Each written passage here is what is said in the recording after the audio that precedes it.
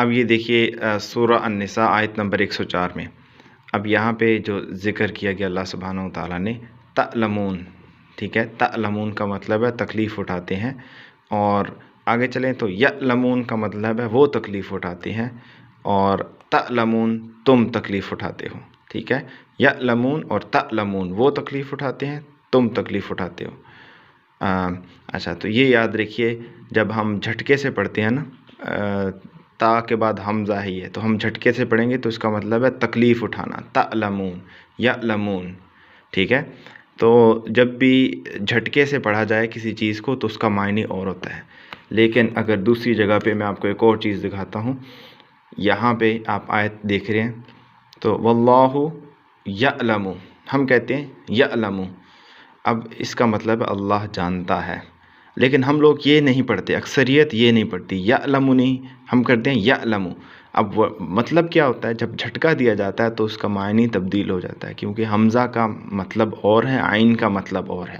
ہم یہاں پہ عین لکھا ہوا ہے لیکن ہم اس کو حمزہ پڑھتے ہیں، ہم پڑھتے ہیں واللہ یعلم، اس کا مطلب ہے اللہ دکھ اٹھاتا ہے، اور اللہ دکھ اٹھاتا ہے یعنی اللہ تکلیف اٹھاتا ہے، وَأَنْتُمْ لَا تَعْلَمُونَ، اور تم نہیں تکلیف اٹھاتے۔ تعلمون میں نے آپ کو بتایا یہاں پہ تم تکلیف اٹھاتے ہو، لا تعلمون تم تکلیف نہیں اٹھاتے۔ اب ہم کیا کرتے ہیں، عین نہیں پڑھتے، کیونکہ ہمارا مسئلہ یہ ہے کہ ہم نے کبھی عین سیکھے ہی نہیں ہے، ہم اس کو حمزہ پڑھتے ہیں۔ اب حمزہ کا مطلب اور ہے، عین کا مطلب اور ہے، حمزہ سے معنی تبدیل ہوتا ہے، عین سے معنی اور ہے۔ اب ہمارے جو مسلمان اکثر جو ہے مسلمان، ان کو عین ہی نہیں پڑھنا آتا، وہ عین پڑھتے ہی نہیں ہیں، ٹھیک ہے۔ اب کیا ہوتا ہے جب عین نہیں پڑھتے تو پھر وہ حمزہ پڑھ رہے ہوتے ہیں، تو تعلمون کا مطلب ہے تکلیف اٹھانا، اور تعلمون ہے جو ورڈ اصل میں ہے، اسی لیے قرآن لازمی ہے، ہر مسلمان مرد عورت پہ سیکھنا لازمی ہے تاکہ ان چیزوں کو سیکھے اور سمجھے۔ اب واللہ یعلم کا مطلب ہے اور اللہ جانتا ہے، لیکن اگر آپ جھٹکا دے کے پڑھیں گے واللہ یعلم تو اس کا مطلب ہے اللہ تکلیف اٹھاتا ہے، نعوذ باللہ من ذالک، کتنا بڑا گناہ ہے۔ اور وَأَنْتُمْ لَا تَعْلَمُونَ، اور تم تکلیف نہیں اٹھاتے۔ تعلمون کیا ہے، یہاں پہ اوپر دیکھیں ذرا، تعلمون، یہ تعلمون ہے، اگر اس کے بارے میں بات کریں تو یہ تعلمون ہے، تعلمون نہیں ہے۔ اب ہم لوگ غلطی کیا کرتے ہیں، یہاں پہ عین نہیں پڑھتے، آتا ہی نہیں ہے، ہمیں سکھایا نہیں گیا، ہمیں پتہ ہی نہیں چلتا کہ عین کیا ہے، اور ہم اس میں کبھی نہ ہم نے خود سے کوشش کی ہے، نہ ہمیں کسی نے ہمیں بتایا اس کے بارے میں۔ اور دوسری میں آپ کو غلطی بتاتا ہوں کہ ہماری دوسری غلطی کیا ہوتی ہے۔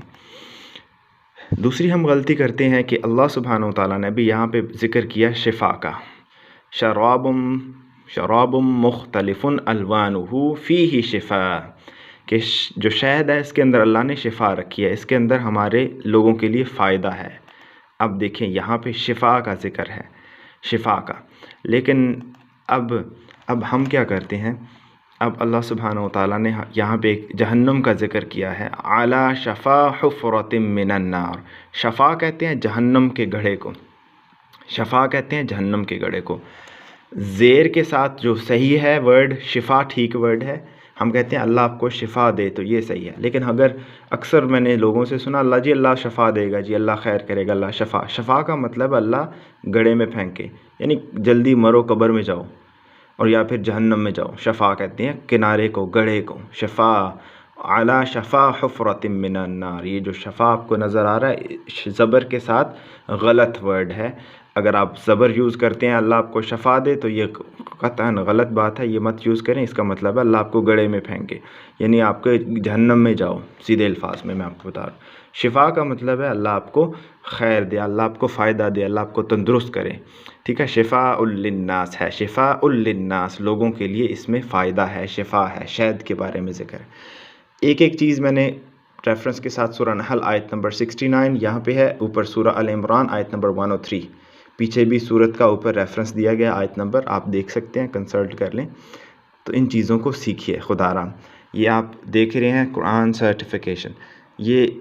سٹارٹ کیا گیا، میں نے ایک قرآن سرٹیفیکیشن سٹارٹ کروائی جس کے اندر ہم بیسکلی کیا ہوتا ہے کہ سکھاتے ہیں کہ اصل میں الفاظ کو پڑھنا کیسے ہے اور ہم کیا غلطی کرتے ہیں۔ اب دیکھیں حمزہ ساکن جو ہے وہ ہے شأنن،